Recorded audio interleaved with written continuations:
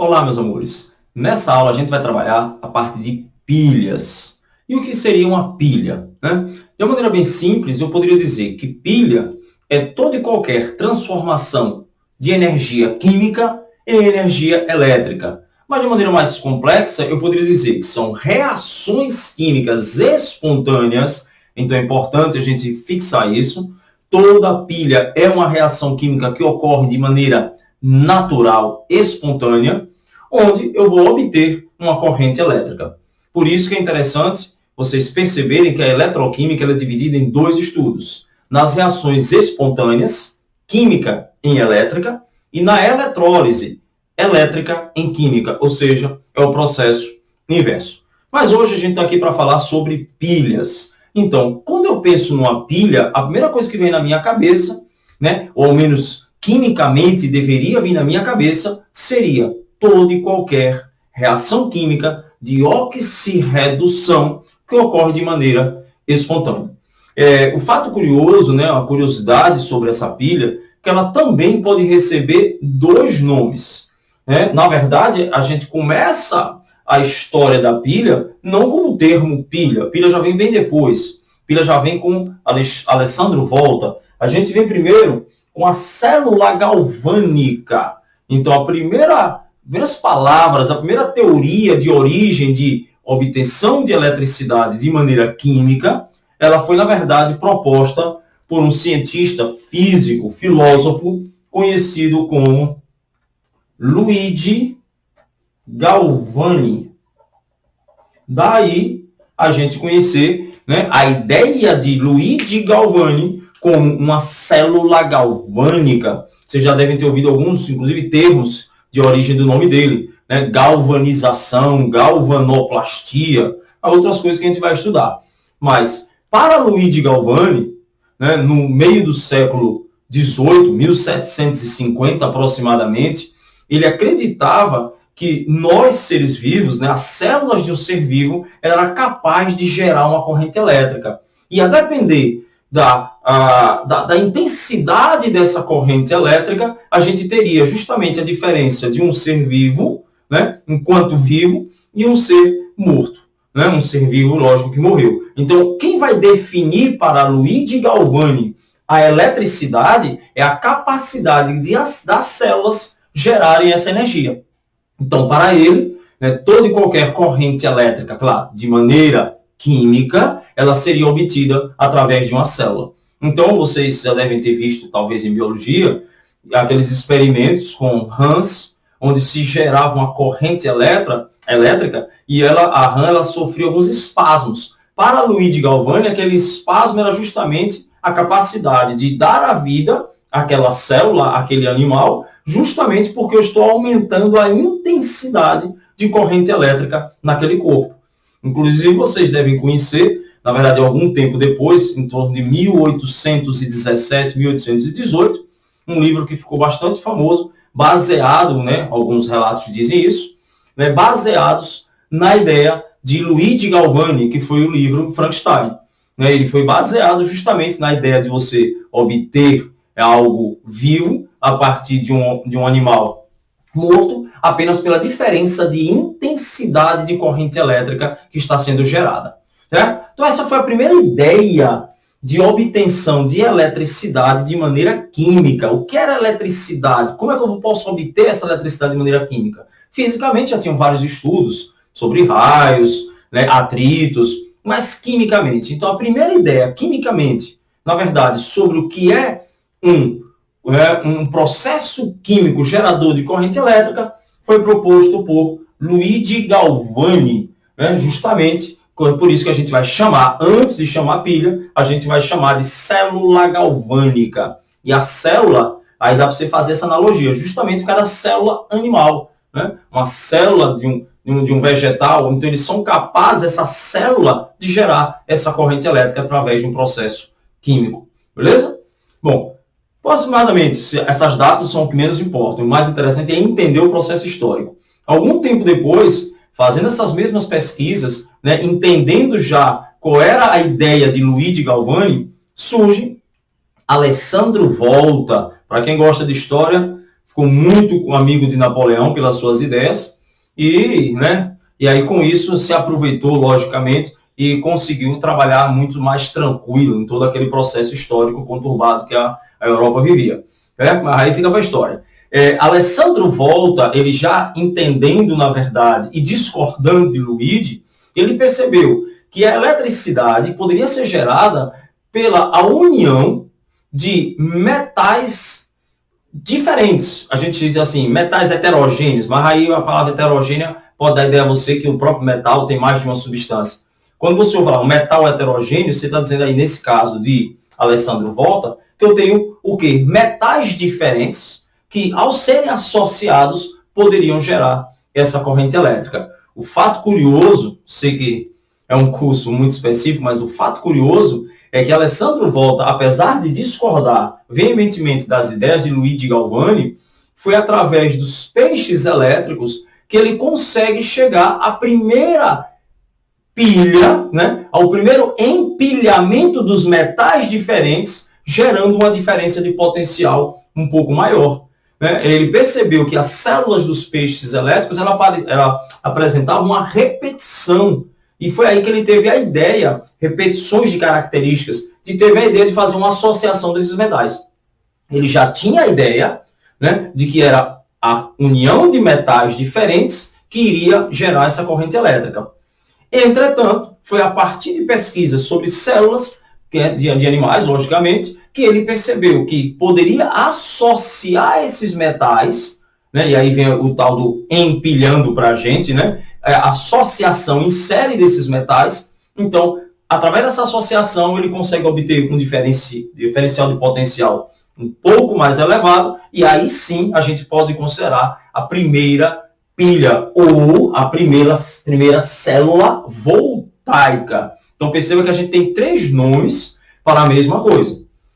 Ou, genericamente, uma reação química espontânea que gere corrente elétrica, que eu posso chamar de célula galvânica, posso chamar de célula voltaica, ou eu posso chamar simplesmente de pilha. E de qualquer jeito, em todo e qualquer nome que você queira dar, ou que você ouça numa prova de vestibular, eu tenho que lembrar que esse é um processo químico em elétrico e de maneira espontânea. Então aqui fiz um desenhozinho, apenas com a fim de vocês entenderem qual seria o processo dele. Seria união de metais, como ele imaginou, e baseado nos seus estudos nas células dos peixes elétricos, ele percebeu que ele precisava associar. Hoje a gente sabe que essa associação em série vai gerar uma soma de potenciais.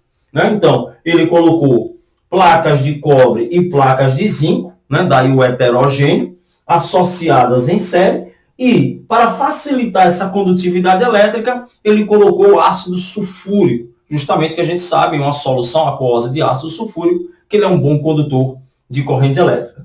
Ao ligar esses 2 polos, ele percebeu que aí gerou uma corrente elétrica. Então essa, na verdade, foi a primeira pilha, obtida por Alessandro Volta, por Alessandro Volta, daí os termos que a gente usa até hoje, voltagem, célula voltaica, tudo em homenagem aos 2 primeiros pesquisadores sobre a relação de processo químico, geração de corrente elétrica. Tranquilo? Então essa foi só apenas um prefácio para que vocês entendam basicamente de onde surge essa necessidade, qual a ideia que eles tiveram, lógico, a gente é ótimo, que eles tiveram para justamente entender como é que se obteria a eletricidade a partir de um fenômeno químico. Ok? Vamos lá. Esse segundo exemplo aqui já faz um exemplo mais sentido, mais prático para a gente do ponto de vista de vestibular. Aqui é mais um processo histórico de entendimento. Certo? Então, o que é esse experimento? Esse é um exemplo clássico que mostra que está ocorrendo uma reação espontânea e que essa reação está gerando uma transferência de elétrons, ou seja, é uma reação de oxirredução. E nós sabemos que se a reação é de oxirredução, automaticamente eu tenho uma pilha, já que nesse caso ela é espontânea. Então vamos ver, o que é que vai acontecer aí? Algumas coisas são importantes a nível mais de vestibular. Eu tenho que lembrar que uma solução aquosa de sulfato de cobre, ela tem uma coloração meio que azulada, justamente pela presença dos íons cobre. Então, essa presença dos íons cobre, ela vai me dar justamente a caracterização dessa coloração azulada. Então, o que é que acontece? A gente pega uma barra de zinco e coloca dentro dessa solução de sulfato de cobre. Pronto, coloquei. Se eu não perceber nenhuma evidência de reação, então isso aí não é uma pilha. Caso eu perceba uma evidência de reação, então vamos discutir se é uma pilha ou não, porque eu tenho que verificar se houve ou não transferência de elétrons. E o que é que acontece?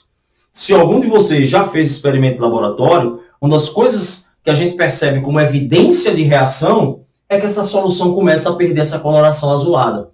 Ela começa a diminuir essa intensidade. E essa diminuição da intensidade vai estar diretamente ligada à diminuição da concentração dos íons cobre.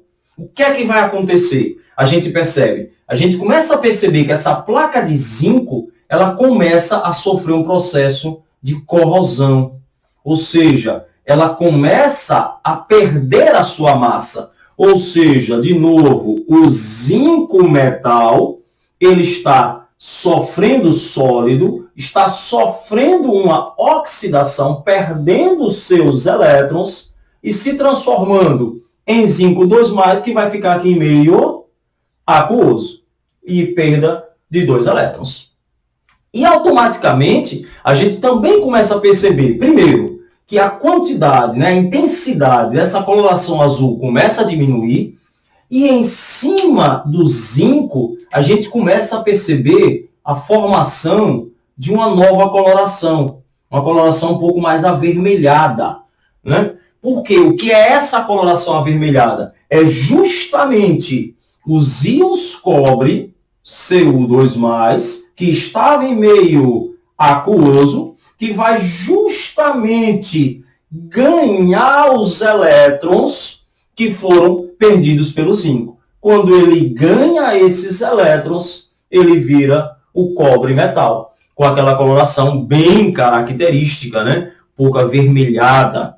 Então, o que é que eu estou percebendo? Que ao colocar o zinco numa solução de sulfato de cobre, eu percebo que houve uma transferência de elétrons da placa de zinco para os íons cobre. Essa transferência ocorreu de maneira espontânea, então eu posso chamar esse circuito aí de uma pilha.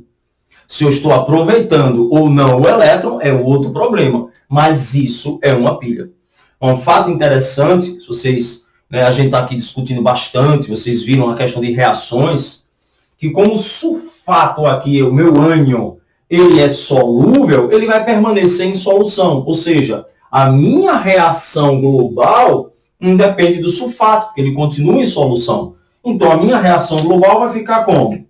Cancela os elétrons, lados opostos, perdi 2, ganhei 2, e vou obter que o zinco metálico sólido, ao ser colocado em uma solução de sulfato de cobre, onde eu vou colocar aqui apenas o cobre, mas por que eu coloquei apenas o cobre? Porque se você colocar o sulfato antes, vai colocar o sulfato depois. Ele permanece em solução. O sulfato ele nem ganha nem perde elétrons. É isso que eu quero que vocês entendam. Por isso que eu não preciso colocá-lo.